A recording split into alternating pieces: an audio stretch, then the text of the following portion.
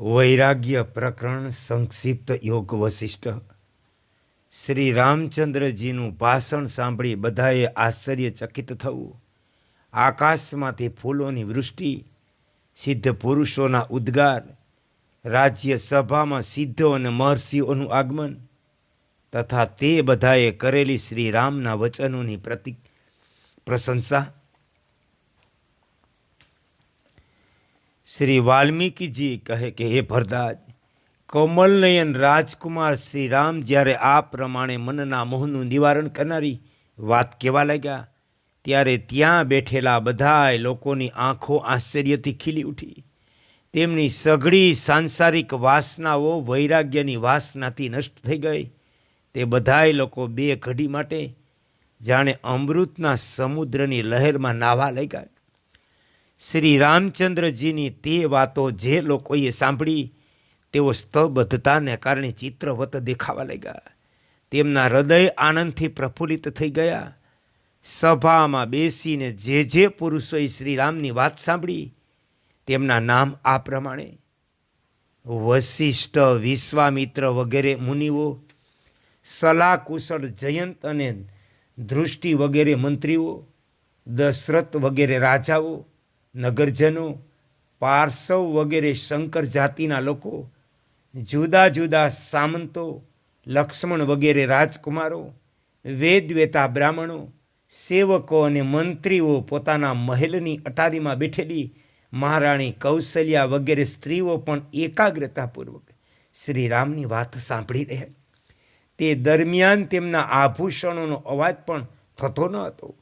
આકાશમાં ફરનારા સિદ્ધો, ગંધર્વો, કિન્નરો, નારદ, વ્યાસ અને પુલ વગેરે શ્રેષ્ઠ મુનિઓ તથા દેવતાઓ, દેવરાજ ઇન્દ્ર, વિદ્યાધરો, મહાન દિવ્ય નાગોએ પણ શ્રી રામચંદ્રજીની તે અદ્ભુત, અર્થપૂર્ણ, પરમ ઉદાર વાતો સાંભળી. રઘુકુળ રૂપી આકાશના ચંદ્રમા તથા ચંદ્રમાંથી પણ સુંદર કમલનયન શ્રી રામચંદ્રજી જ્યારે ઉપરોક્ત વાતો કહી ચૂપ થઈ ગયા ત્યારે સાધુવાદના ગંભીર ઘોષ સાથે આકાશમાંથી સિદ્ધ સમુદાયો દ્વારા એવી પુષ્પવૃષ્ટિ કરવામાં આવી જેનાથી ત્યાં જાણે ચંદરવો બંધાઈ ગયો. ફૂલોની તે વર્ષામાં ઢગલાબંધ કેવડાના ફૂલો આમ તેમ વિખેરાઈ રહ્યા. કમળોના ગુચ્છ પોતાની આગવી છટા દેખાડી રહ્યા. મોગરાના ફૂલ વરસી રહ્યા. હવામાં ઉડીને નીલકમળના ઢગ વિખેરાઈ રહ્યા. તે મહેલના આંગણાની ભૂમિ ફૂલોથી ઢંકાઈ ગઈ. ઘર, છજા, ચબૂતરા ઢંકાઈ ગયા. નગરના બધાય સ્ત્રી પુરુષો પોતાની ગરદન ઊંચી કરી તે પુષ્પવૃષ્ટિની શોભા નિહાળવા લાગ્યા. આકાશમાં ઊભા રહેલા અદશ્ય સિદ્ધ સમુદાયો દ્વારા કરવામાં આવેલી તે પુષ્પવૃષ્ટિ અડધી ઘડી સુધી સતત થતી રહી. સભા અને તેમાં બેઠેલા લોકોને જાણે ઢાંકી દીધા. પછી તે પુષ્પવૃષ્ટિ બંધ થઈ ગઈ ત્યારે સભાસદોએ સિદ્ધ સમુદાયોનો આ વાર્તાલાપ પોતાના કાનોથી સાંભળ્યો.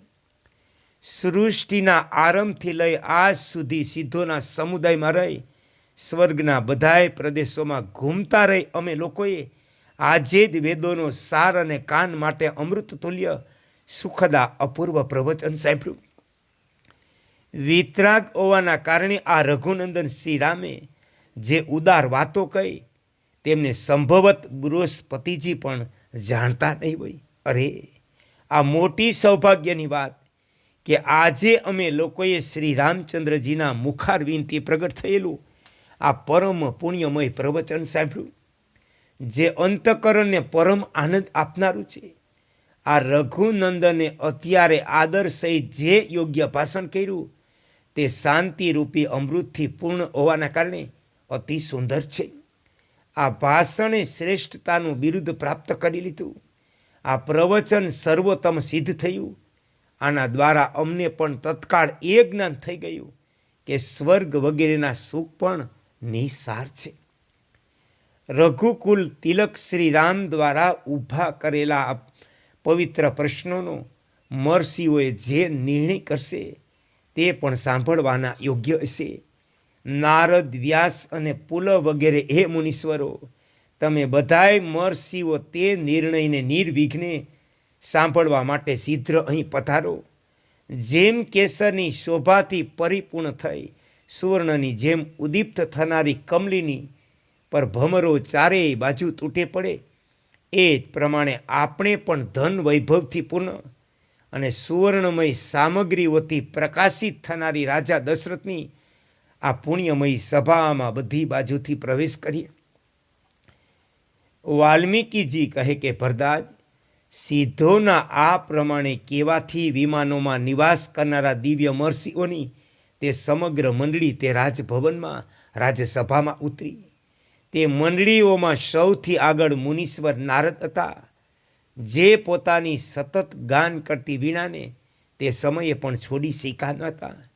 બધાયની પાછળ પાણીથી ભરેલા વાદળો જેવા શ્યામ કાંતિના મહર્ષિ વ્યાસ હતા. આ બંનેની વચ્ચે બાકીના મુનિઓની મંડળી હતી. ભૃગુ, અંગીરા, પુલ, સત્ય વગેરે મુનીશ્વરો તે મંડળીની શોભા વધારતા હતા.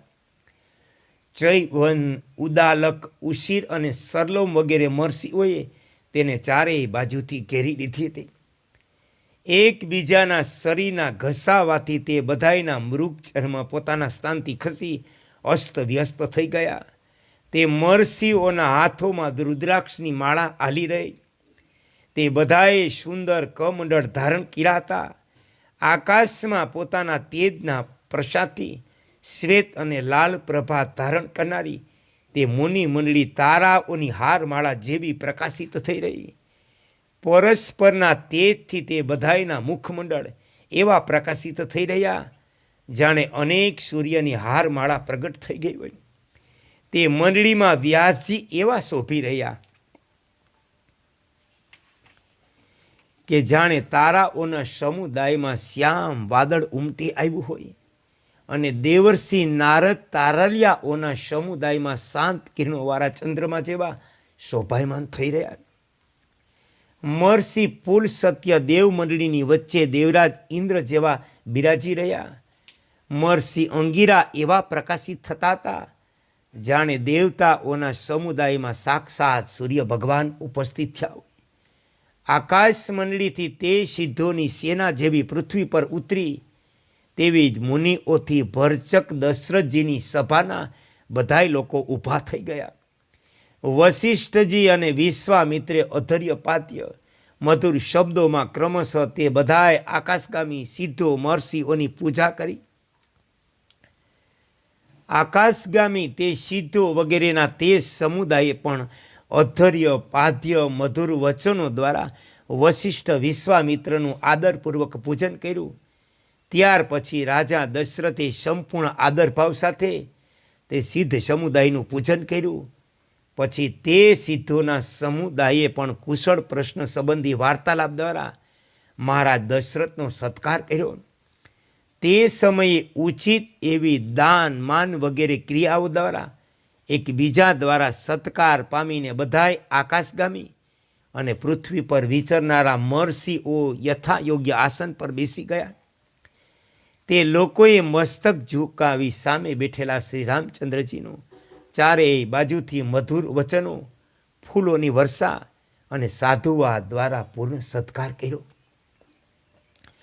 શ્રી રામચંદ્રજી રાજ્ય લક્ષ્મીથી સુશોભિત હોવા છતાં ત્યાં જ બેઠેલા, અને વિશ્વામિત્ર, વશિષ્ઠ, વામદેવ, રાજ્યના મંત્રીઓ, બ્રહ્માના પુત્ર નારદ, મુનિવર વ્યાસ, મરીચી, દુર્વાસા, અંગીરા અને તેમના પુત્ર અંગીરસ, મુનિ, ક્રતુ, પુલ સત્ય, પુલહ, મુનીશ્વર સરલોમ, વાત્સ્યાયન, ભરદાજ, મુનિવર વાલ્મીકી, ઉદાલક, રુચિક, સર્યાતી અને ચૈવન, આ બધાયના ચરણોમાં કોટી કોટી પ્રણામ.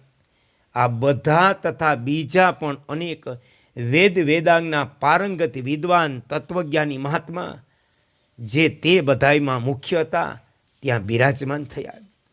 ત્યાર પછી વશિષ્ઠ વિશ્વામિત્ર સાથે નારદ વગેરે જેઓ સાંગ વેદોનું અધ્યયન કરી ચૂક્યા હતા, મસ્તક ઝુકાવતા શ્રી રામચંદ્રજીને લક્ષ્ય કરી આ પ્રમાણે બોલ્યા: અહો, ઘણા જ આશ્ચર્યની વાત છે કે રાજકુમાર શ્રીરામે આ પ્રમાણે અનેક કલ્યાણમય ગુણોથી સુશોભિત, વૈરાગ્યથી પૂર્ણ, પરમ ઉદારતાયુક્ત વાતો કહી છે.